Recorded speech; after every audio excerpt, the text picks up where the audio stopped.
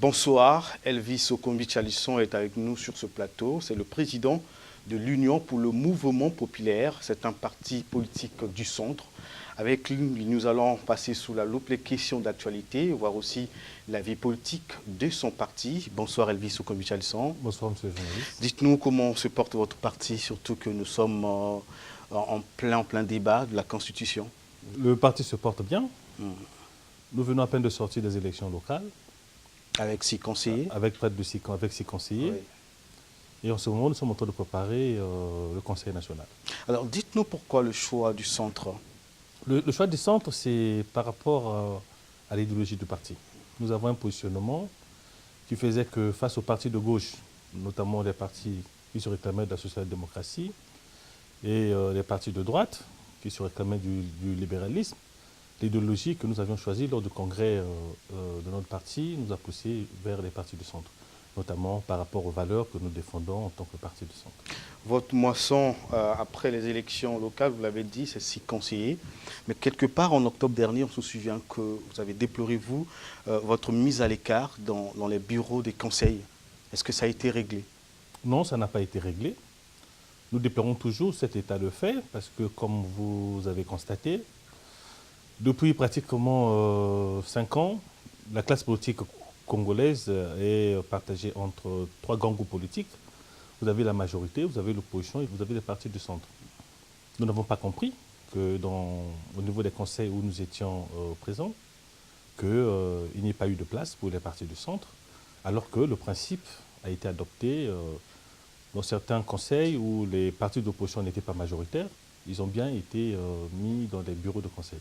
Tel que vous parlez, c'est comme si vous avez voulu un consensus. En ce moment-là, est-ce que c'est vraiment démocratique quand on vous donne une part de gâteau parce que vous êtes un parti du centre?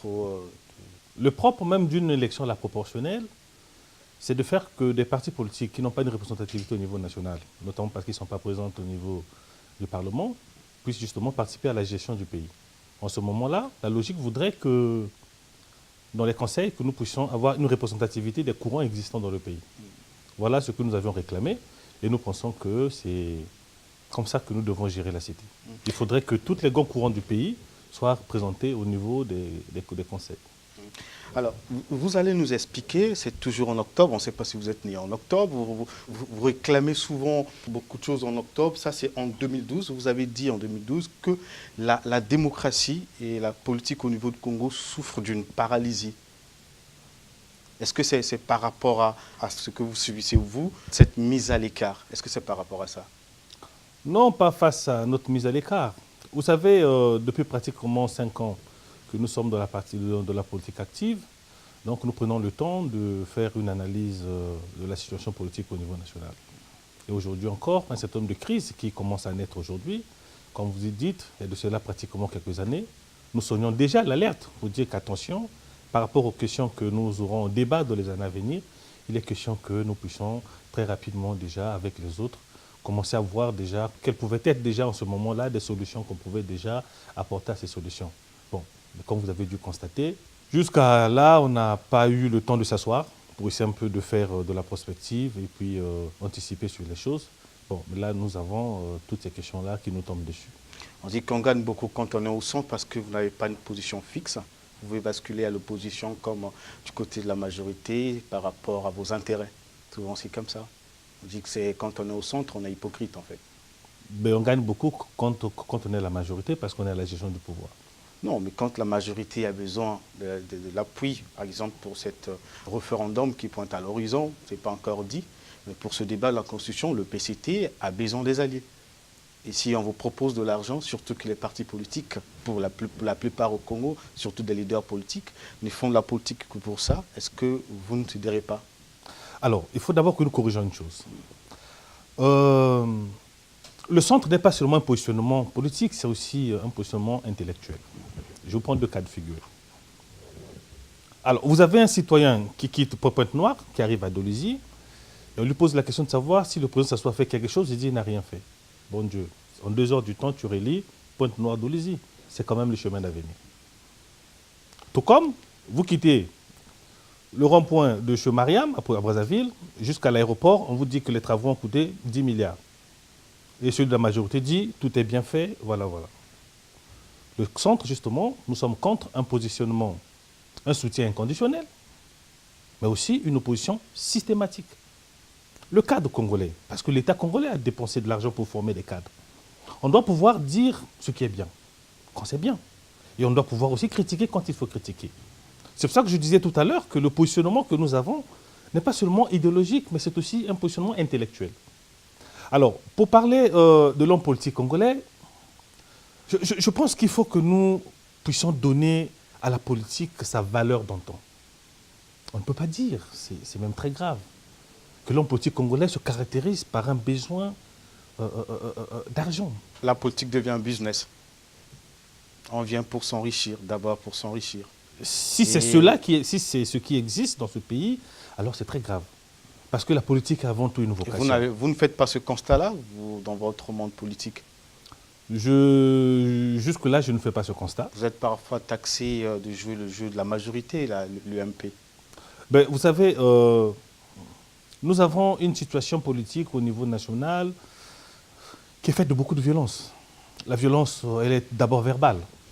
Et verbale parce que vous constatez chaque jour ce qui se passe, notamment dans les réseaux sociaux, comment pour un oui ou pour un non, on pouvait taxer de tout.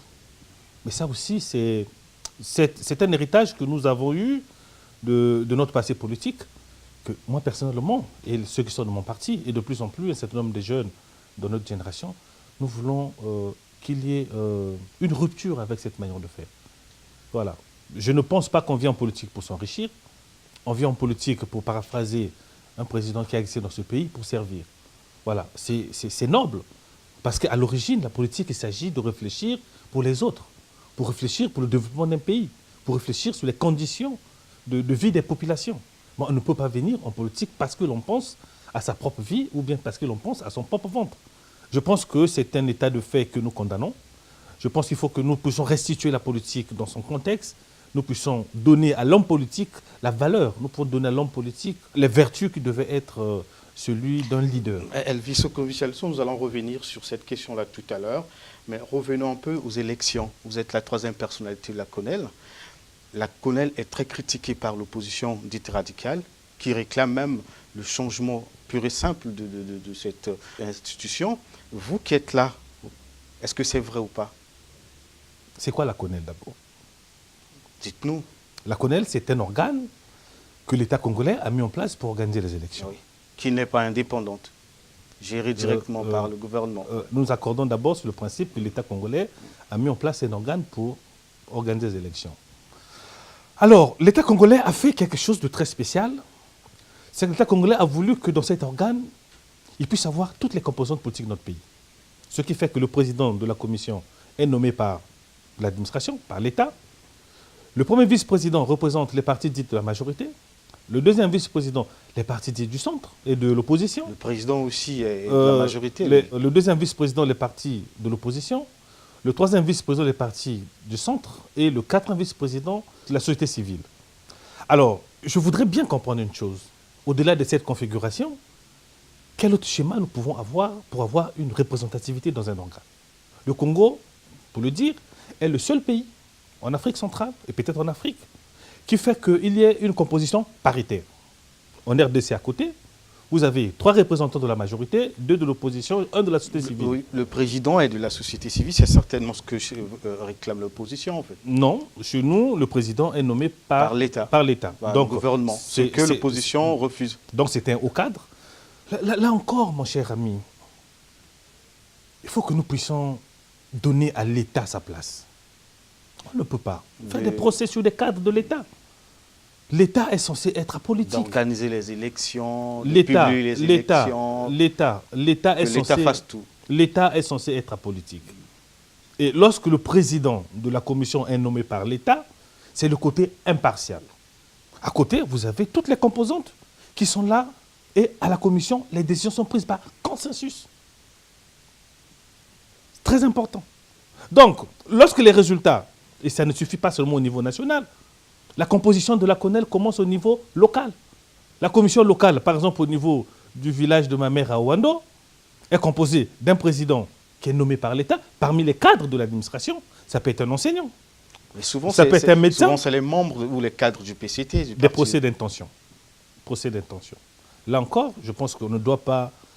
Et les partis qui sont intéressés dans la CONEL sont souvent les petits partis ou encore ceux qui, comme je venais de le dire tout à l'heure, qui jouent le jeu de la majorité. Comme l'UMP par exemple. Le deuxième vice-président de la commission actuellement est un membre de l'UPADES. Vous pensez que l'UPADES est un petit parti? Mais l'UPADES est parmi les partis qui critiquent Non, cette CONEL. je voudrais bien comprendre si vous pensez que l'UPADES est un petit parti. L'UPADES a décrié même le recensement administratif. Vous vous rappelez le fichier électoral actuel? Alors, là encore, il faut que nous restituions les choses dans leur contexte. C'est très important, ces choses-là, de le dire. Et dommage qu'on ne trouve pas le temps de toujours expliquer ces choses-là, comment ça se passe. Alors, le recensement administratif spécial est une revendication de l'opposition depuis la concertation de Brazzaville.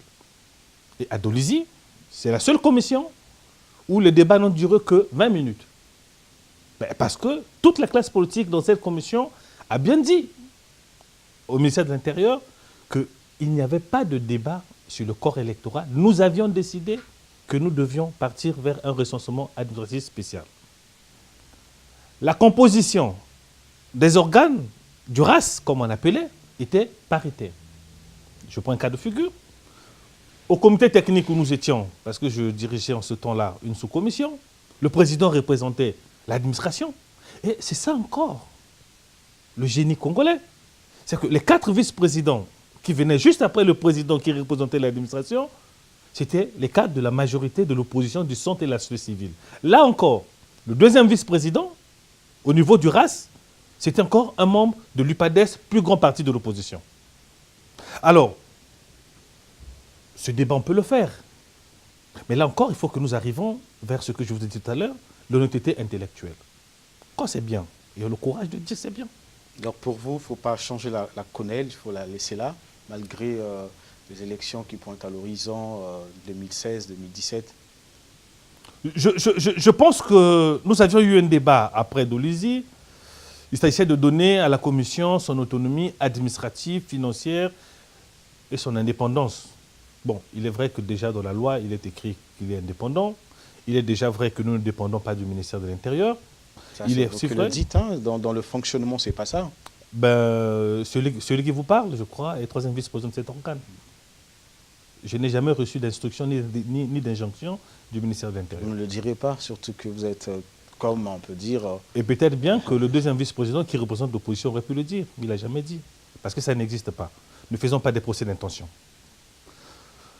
Mais je pense que le débat sur l'électoral après Dolisie a été mal géré. Ce qui fait que nous ne sommes plus accordés sur le contenu que nous devions donner à la loi. Je pense que c'est en ce moment-là que le débat a été faussé. Il faut que nous revenions sur ce débat. Il faut que le ministre de l'Intérieur... Il faut encore un autre dialogue. Pensez que vous avez fait Evo, Dolisie. L'opposition continue de crier à hausse sur l'après ces dialogues. Vous pensez qu'il faut encore un autre dialogue? Ça devient un moyen pour vous d'anéantir l'opposition, je voulais dire, à l'orée des élections, des échéances électorales. Vous les amenez en dialogue et après, à la fin, il n'y a rien. Est-ce qu'il faut encore un troisième dialogue ou un quatrième? Le génie des Congolais, et pour cela il faut remercier le chef de l'État, c'est d'avoir fait du dialogue la règle de la République. Pour affaiblir ses adversaires, certainement. Je disais que nous avons fait du dialogue la règle de la République.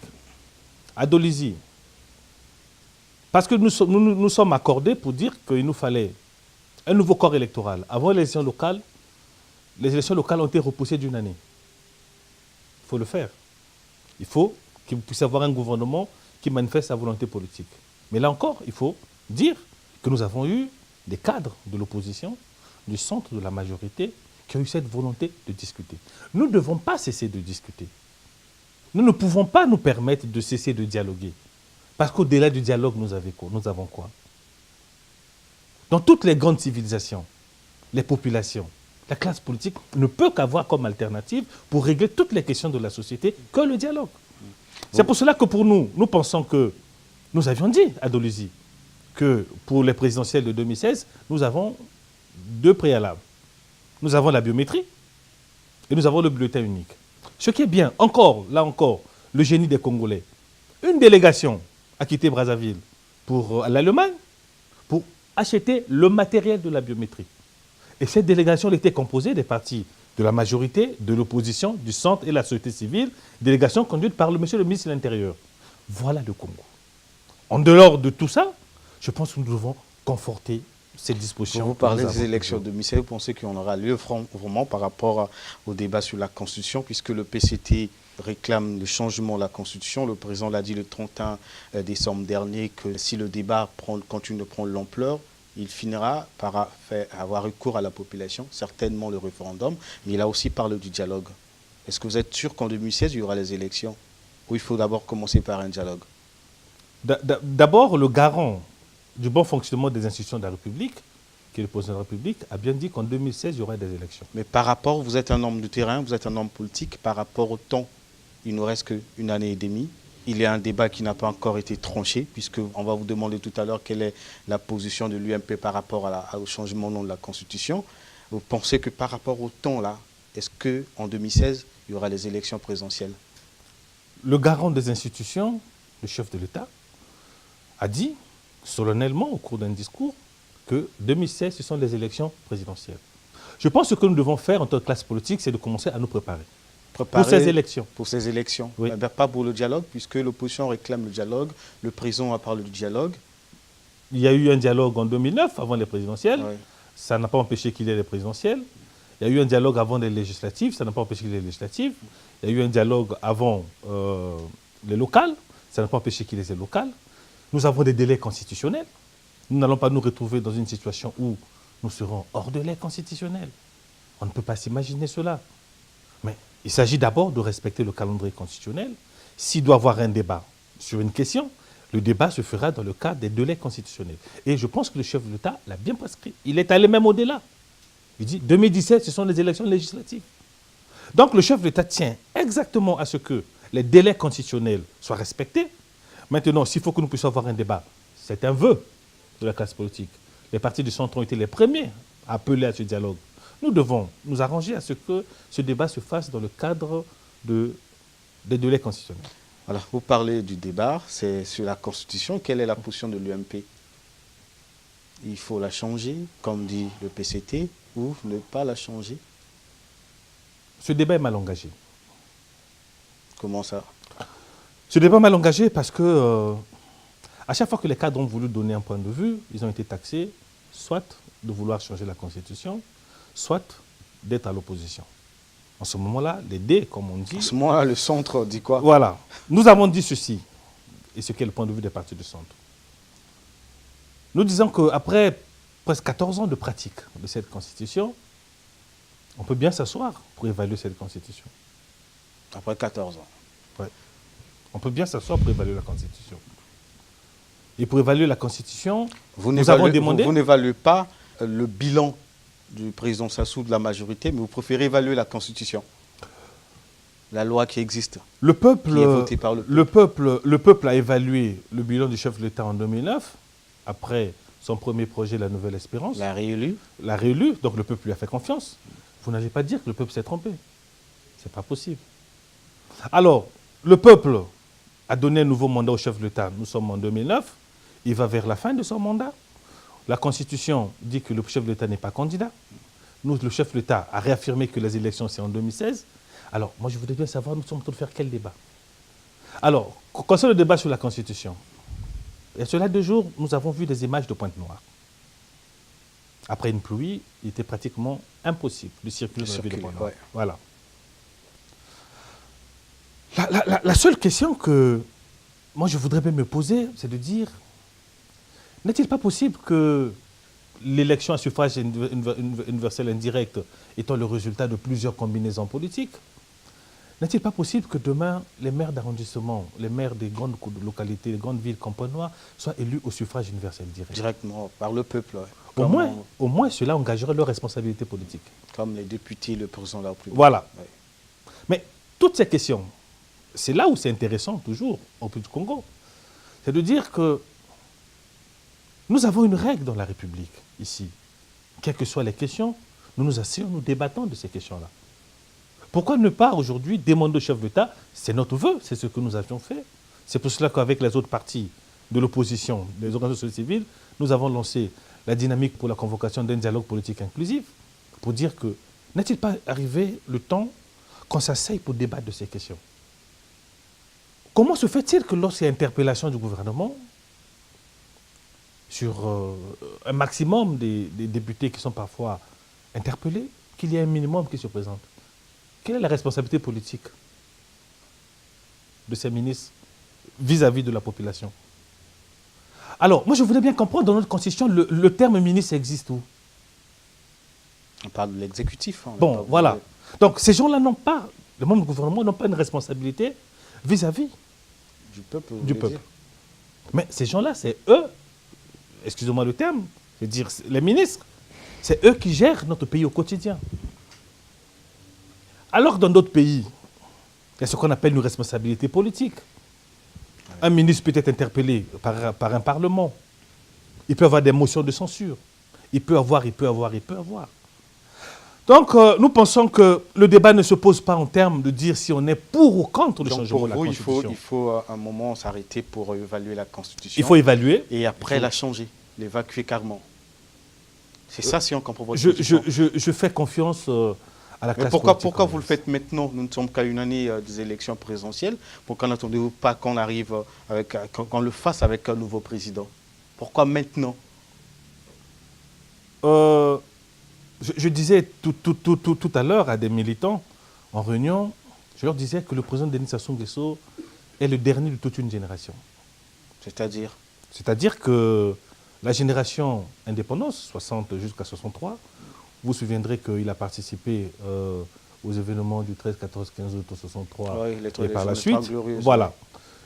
Tous ceux qui sont de sa génération, pour certains, ne sont plus éligibles par rapport à notre constitution actuelle et il est à la fin de son mandat.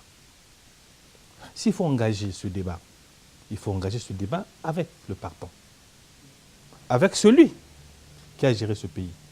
Parce qu'il y a une transition naturelle qui va se faire. Il y a une deuxième génération qui va arriver au pouvoir. Bon, espérons que ce soit la génération force du changement. Mais il y a une génération qui va arriver au pouvoir.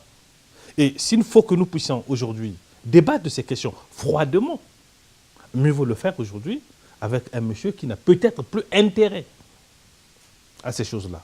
Parce que demain, si M. Kombi, je suis élu président de la République avec cette constitution, nous avons tous lu Montesquieu, mais celui qui a plus de pouvoir aura toute tendance à garder ce pouvoir-là. Louis Sokovic-Alchon, c'est pour cela que ces derniers temps, nous avons vu sur le terrain, surtout à Talangaï, lors des matchs de Diable Rouge, après que les jeunes sont descendus dans les rues pour piller, casser. Vous êtes allé sur le terrain pour conscientiser ces jeunes. Est-ce que c'est dans l'objectif, dans l'optique de les préparer déjà à ce que vous dites là, au changement de la Constitution? Parce que ce que nous avons compris aussi lors de ces manifestations, c'est que les jeunes scandaient, quand le Diable Rouge ont gagné le Gabon et le Burkina Faso, les jeunes ont scandé changer la Constitution. Et quand le Diable Rouge était éliminé par la RDC, les jeunes n'ont plus dit ça, non, nous ne voulons plus. C'est pour cela que vous êtes allés rapidement sur le terrain pour essayer de conscientiser les jeunes, les amener vers vous, afin que... c'est ça en fait, l'objectif. Nous sommes allés sur le terrain pour porter un message aux jeunes. C'était pour leur dire qu'il n'était pas normal. Il n'était pas normal que la réponse que nous pouvions avoir en tant que jeunes, c'est de casser. Nous avons vécu une situation comme ça, où nous avons eu pratiquement 5 ans pour reconstruire. Nous ne pouvons pas être la génération de la reconstruction. Nous devons être la génération de la construction. Or, si nous commençons par casser aujourd'hui, ça veut dire que dans les 10 prochaines années, il faudrait que nous puissions commencer à reconstruire. Avec tout ce qu'il y a comme situation au niveau international, au moment où le prix de baril de pétrole. Vous parlez du baril de pétrole, voilà. Donc il sera difficile pour vous que voilà. le Congo, donc il nous sera difficile de reconstruire. Mais est-ce que vous avez cherché à comprendre les causes qui ont mené ces jeunes-là à casser? Parce qu'il n'y a pas vraiment de rapport entre la joie exprimée par ces jeunes et la casse qu'ils ont fait, le pillage. Vous avez cherché à comprendre les causes? Est-ce que ce n'est pas une réclamation? Est-ce que ce n'est pas l'expression de leur malaise, leurs conditions de vie? Lorsqu'il y a une pathologie et que tu arrives chez un médecin, la première chose, d'abord, il doit baisser la fièvre. Nous sommes allés baisser la fièvre. Nous Sans comprendre les causes. D'abord baisser la fièvre. Ouais. Après, le médecin te prescrit des examens et par la suite, un traitement. Vous l'avez fait déjà? Nous sommes allés d'abord et nous continuons à le faire, dire aux jeunes qu'il n'était pas normal. Quelles que soient les conditions, nous avons les mêmes problèmes, mon cher ami. Le jeune de Brazzaville n'a pas des problèmes autres que celui qui vit à Mvinza ou bien celui qui vit à Ouesso. Nous avons les problèmes de chômage. D'abord, Brazzaville, parce que Brazzaville, c'est la capitale des décisions, la capitale politique. Nous avons les mêmes problèmes. Les jeunes au Congo ont les mêmes problèmes. Le chef d'État, par sa volonté, a mis en place près de 7 institutions ou organes, étatiques ou para-étatiques, chargés de s'occuper de la question de la jeunesse. Des monuments, des institutions qui ne travaillent pas. Vous La parlez question, justement, de... pour arriver à la deuxième phase de votre question, c'est de dire, une fois que nous avons baissé la fièvre, c'est-à-dire que nous avons sensibilisé et mobilisé les jeunes pour leur dire que, attention, ne faisons pas comme ça. Maintenant, il faut que nous évaluions tout ce qui a été mis ou exercé comme politique en matière de la jeunesse. Nous avons aujourd'hui un Conseil national de la jeunesse qui a été mis en place parce que nous avons eu une conférence générale de la jeunesse, je crois, en 2001-2002, qui avait décidé de mettre en place cet organe. Où en sommes-nous avec cet organe? Nous avons un haut commissariat à l'instruction civique et à l'éducation morale. Géré par Adamo Mateta. Où en sommes-nous? Nous avons un ministère qui s'occupe de la jeunesse. Nous avons même un ministère qui s'occupe de la formation qualifiante. Nous allons faire de la sensibilisation des jeunes pour leur dire qu'il n'est pas normal que nous continuions à casser. Mais après, nous allons nous poser les bonnes questions. Le ventre affamé, la pointe d'oreille, comment feriez-vous pour que ces jeunes vous acceptent, vous comprennent aussi, en fait? Mais parce que nous avons les mêmes problèmes, nous allons leur parler. Et je pense que les jeunes Congolais vont comprendre. Nous allons leur dire ce que nous allons faire ensemble. Est-ce qu'il ne faut pas commencer par résoudre leurs problèmes, puisqu'il s'agit de problèmes de chômage, ils vivent dans des mauvaises conditions pour la plupart, dans des quartiers périphériques où il y a parfois la circulation très difficile comme Jacques Opango. Vous allez là-bas pour leur dire, écoutez, bon, patientez pendant qu'ils réclament autre chose. Ce n'est pas une façon de se moquer de ces jeunes-là? Je disais tout à l'heure qu'il y a un certain nombre de politiques qui ont été mises en œuvre qu'on n'a pas évaluées. Il faut d'abord évaluer. Après avoir évalué, s'il te plaît, après avoir évalué, nous établirons les responsabilités. Et par la suite, il faudra sanctionner. Okay, certainement, il faut attendre 2017 quand un nouveau président viendra. Une dernière question, parce que nous sommes arrivés à la fin de l'émission, c'est celle de savoir. Vous disiez tout à l'heure que l'homme politique arrive en politique pour servir et non pas pour se servir. Vous pensez que c'est le cas actuel des autorités qui sont en place? Parce qu'on constate une fracture sociale entre ceux qui sont riches et qui deviennent toujours riches et la population pauvre. Je pense qu'à un moment donné de notre démocratie, nous avions eu des antivaleurs et des déviances. Et aujourd'hui, il est plus que jamais temps, je disais tantôt, nous avons aujourd'hui une nouvelle génération qui arrive dans la gestion des affaires publiques. C'est à cette génération de corriger. Parce que nous ne pouvons pas continuer à descendre dans les antivaleurs. Il est temps que nous puissions maintenant évaluer la situation, renforcer les sanctions, et ce n'est que par les sanctions que nous allons réussir. Lorsqu'il n'y a pas de sanctions, qu'est-ce qui arrive dans un pays? Le modèle social, il y a de cela quelques temps, pour un fonctionnaire, c'est qui? C'est celui qui travaille au Trésor. C'est celui qui travaille au ministère des Finances. Ça, c'est quel modèle social? Alors, dans d'autres pays, c'est l'enseignant. Alors, dans d'autres pays, c'est l'agriculteur. Mais pourquoi, aujourd'hui, le fonctionnaire congolais, à 70%, veut absolument aller au ministère des Finances? Le modèle, c'est qu'il y a un voisin qui travaille, qui a construit des belles maisons.